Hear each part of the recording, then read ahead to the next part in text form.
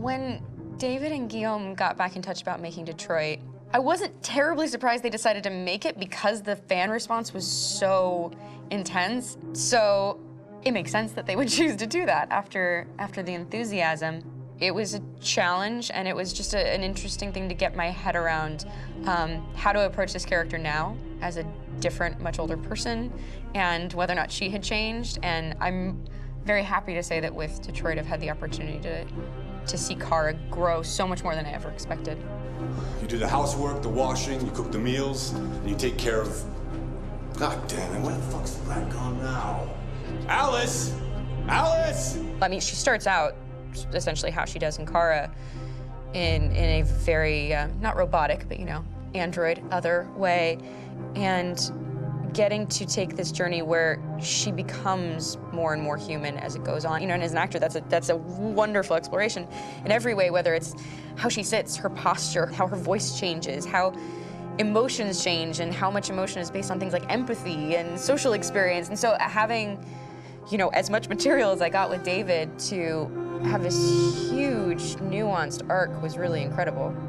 Why couldn't we just be happy?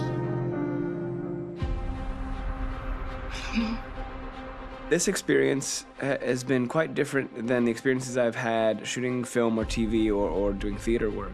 I have 83 dots on my face and a really flattering black wetsuit type thing, and you're jumping around with props, and it's kind of like being a 10-year-old imaginative kid, which is fun.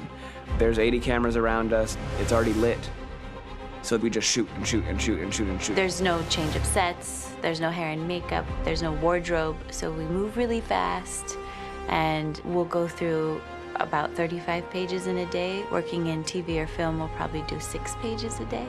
It's kind of acting boot camp. It's like working out constantly. I mean, you're doing this thing, and then you got to do something that's completely other back to back to back. And so that kind of process of working is very challenging, but it's also very exciting because you just have to keep coming up with new ideas, and your head goes all over the place because you're trying to keep track of basically 4 different storylines for each different response. You shot that girl, for fuck's sake. It was a machine that looked like a girl. Yeah, I know what I should have done. I just told you I couldn't. All right, I'm sorry. The fact that David Cade, he's telling like many stories interwoven from beginning to end is super complicated and super impressive, and I have no idea how he keeps it all in his head. He's not just the writer or the director who's seeing this from the outside eye, he's also thinking about the player walking through this space. You know, only somebody who really, really loves not the work, but like these characters and these stories and cares about doing something meaningful would invest that much in it. And it's always inspiring to work with somebody who cares that much. My experience with motion capture is this one. And I found it sort of terrifying in a way because they said the computer's going to build you. But then as we got into it, I realized all the elements of it were still artistic. I just dipped into a really brilliant setup here. I've never seen anything like it. And this won't turn me into a product because I was playing a character. So it's wonderful. In the game, Detroit comes back because of a revolutionary industrial rebirth. And there's no reason why that can't happen in Detroit, because they have such tremendous infrastructure for millions and millions of people who can very easily support, you know, a new industry. The city is really strong and resilient, but the city has also been through so much. You see the damage.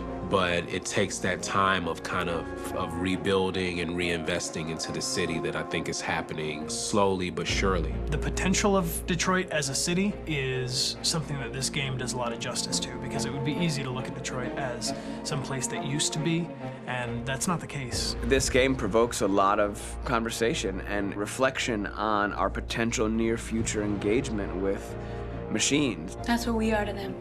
There's merchandise on display in a shop window.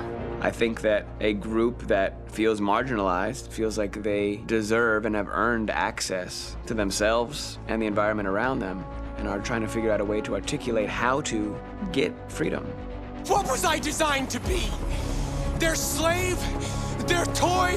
It plays with your comfort levels. You think that this is fine, you're comfortable with it, until something blurs the line and throws you off, and now Do I feel differently about whether this should be allowed? Should it be banned? Should it be encouraged? You're gonna ruin our lives, and for what? For a bunch of machines? They are not machines! They are alive! I'm alive! You're alive! They're nothing! There are lots of comparable comparisons to any type of persecution of religion, race, etc., dating way back. It can't just be a video game where you shoot 'em up or where people make these choices to do whatever. I think that's the whole point. You have the choice, and you can either choose to go in one direction with your character or another. And I think that's going to be very telling about the gamer. Very telling. I think there's going to be a really strong reaction to this game, which has such a strong perspective. I'm that much more proud of it now to get to be a part of it because it's important.